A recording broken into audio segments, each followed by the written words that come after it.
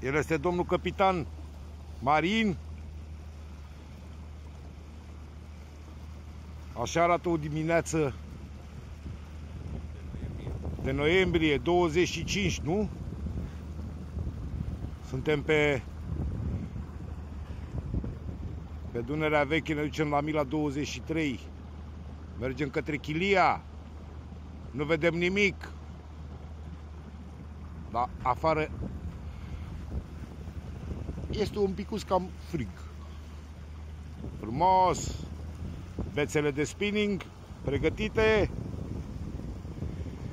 Șaduri, jiguri, lingurițe. Mai dăm și la un cărășel.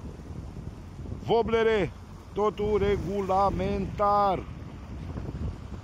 Hai că se ridică, se ridică. Și pentru prietenul nostru Crețu, se știe.